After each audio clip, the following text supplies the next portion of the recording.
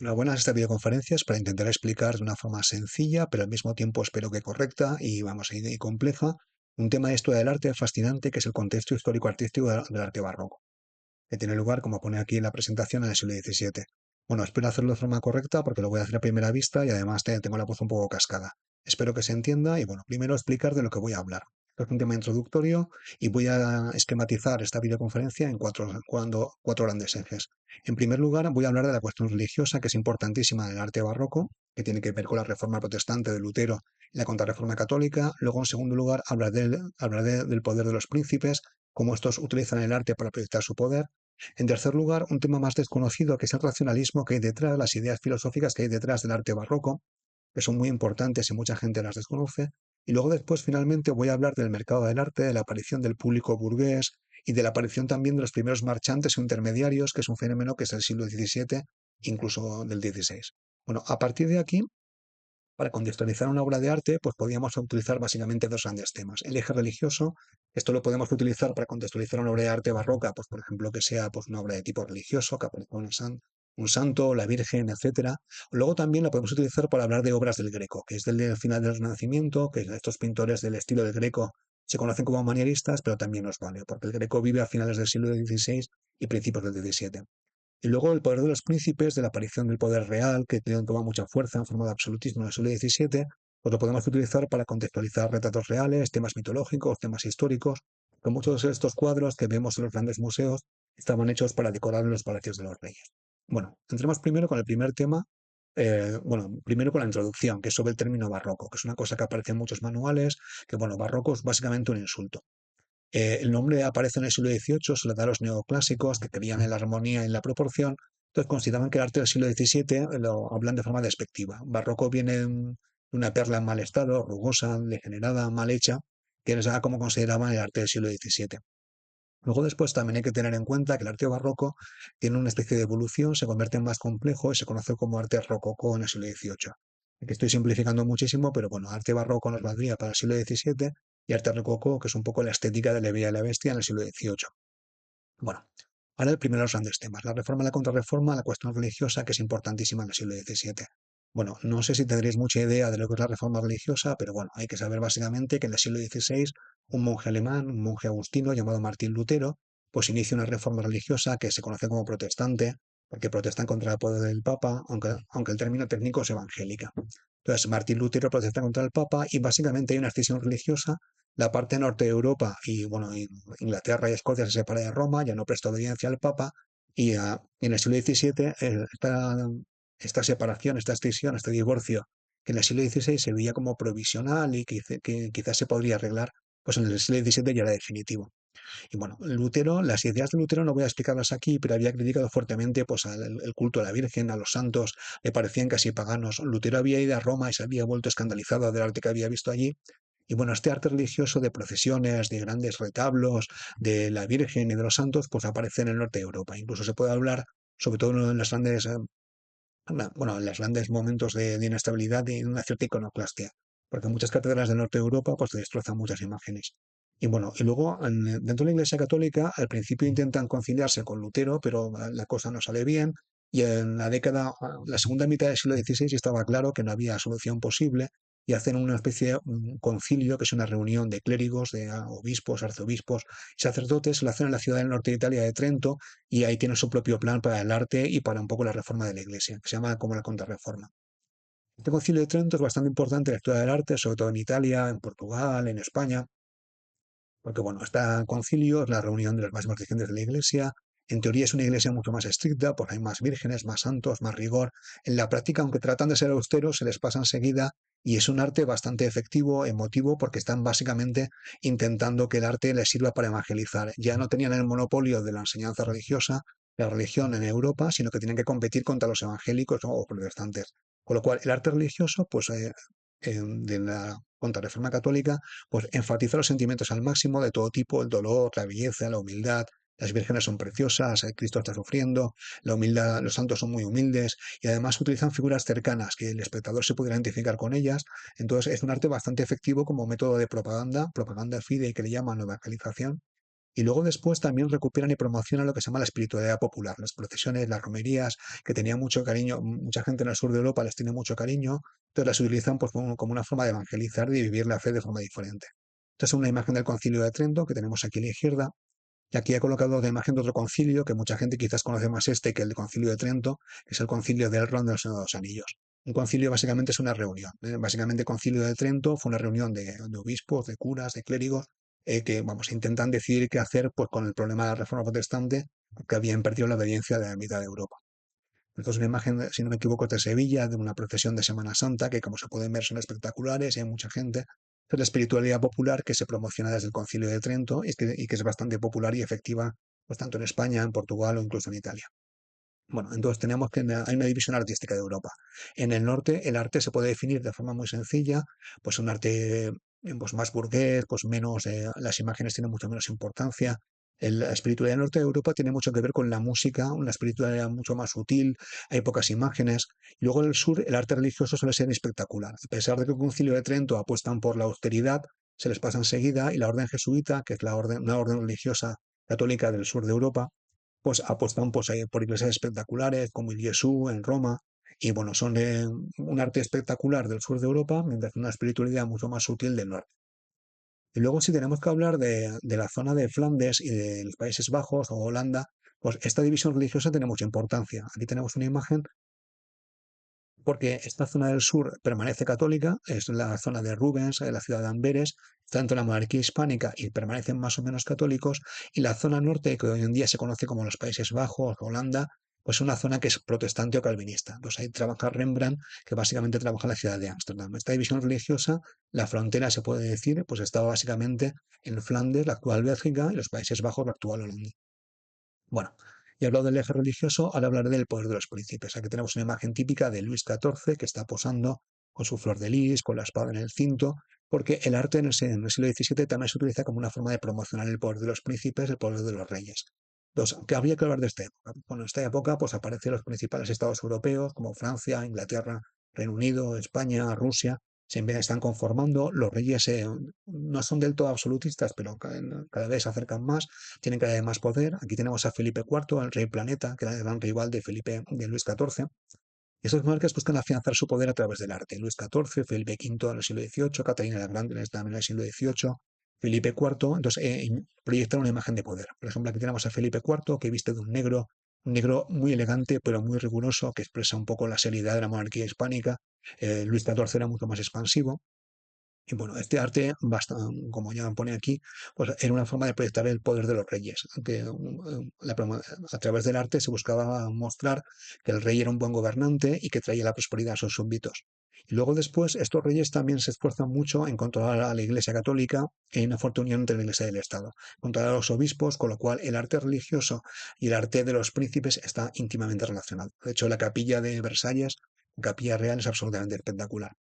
Bueno, aquí tenemos un pequeño mapa para hacernos una imagen de cómo está el tema de los pintores, los grandes autores del barroco en el siglo XVII.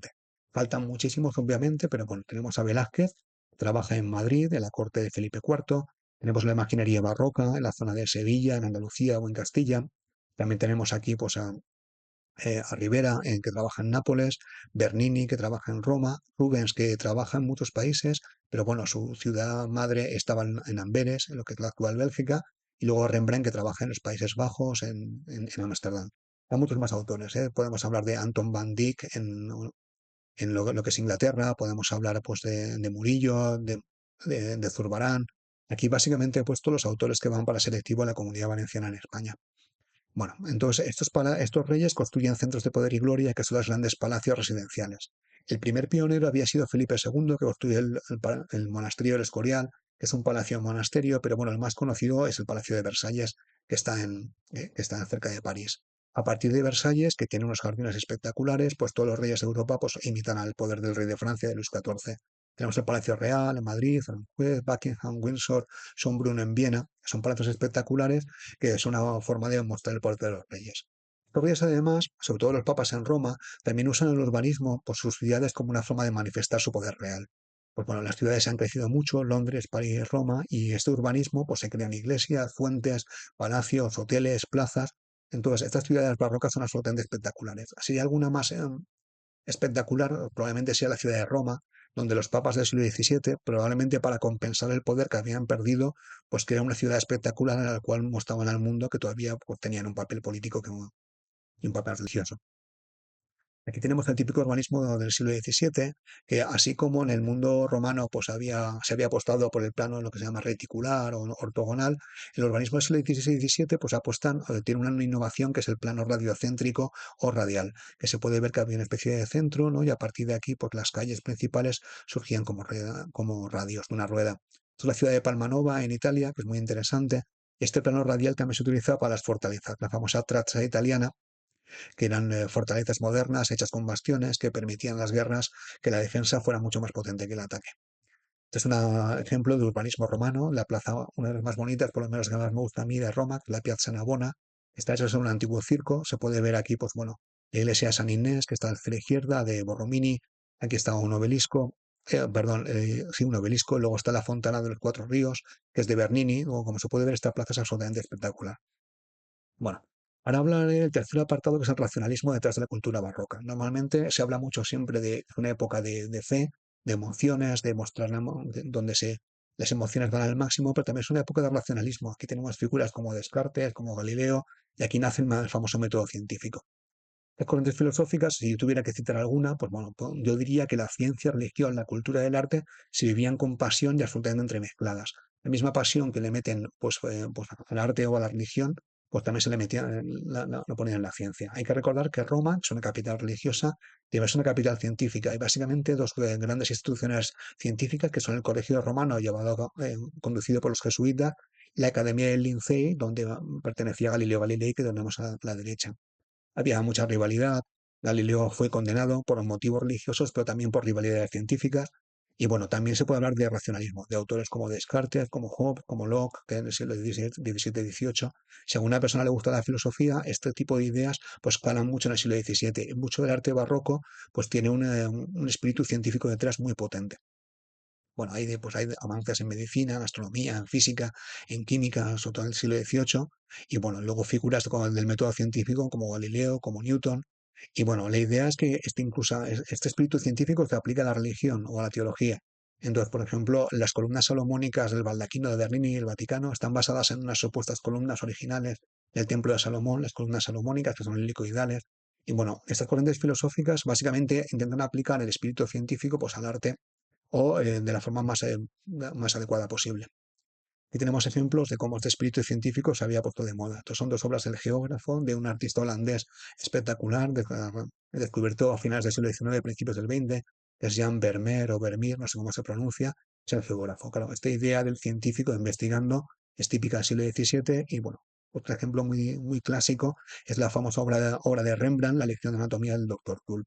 Aquí tenemos la obra en la cual está basada, que es una especie de lámina de un doctor italiano llamado Vesalio, que es el primero que hizo pues, en disecciones de muertos para enseñar a sus estudiantes pues, cómo era un cuerpo humano por dentro.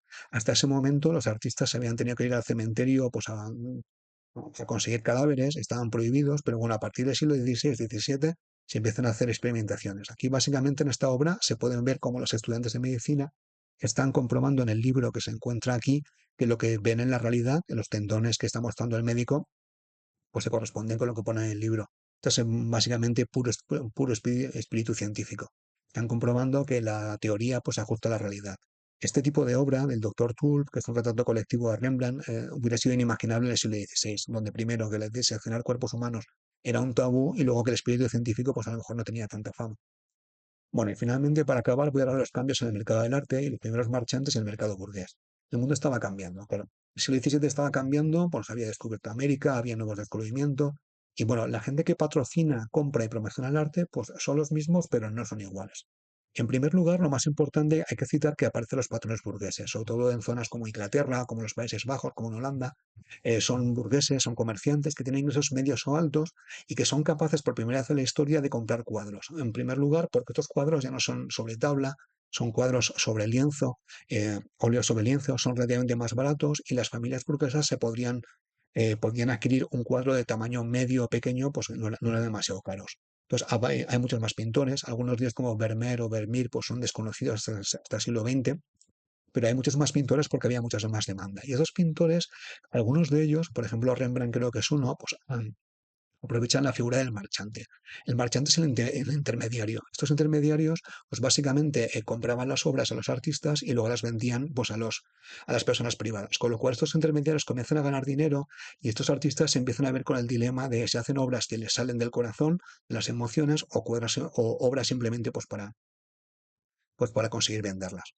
Luego después están los reyes. Los reyes ya hemos visto que el arte es una forma de promocionar su poder. Entonces coleccionan arte porque además están construyendo muchísimos palacios. Esos palacios hay que llenarlos de obras de arte, las llenan de tapices, de alfombras, de lienzos y compran muchísimos cuadros de todo tipo de calidades. Uno de ellos, por ejemplo, tenemos aquí a la derecha, que es la región de Breda, que le encargan al pintor Velázquez para decorar el Salón de Reinos de la Monarquía. Era donde el rey de España, Felipe IV, tenía que recibir a los embajadores y vamos, necesitaba pues impresionar a sus visitantes pues un cuadro con una victoria de las armas españolas. Entonces, esa necesidad hace que los reyes sean patrones del arte y que se fabrican muchísimas obras para decorar estos palacios y estos salones de reinos.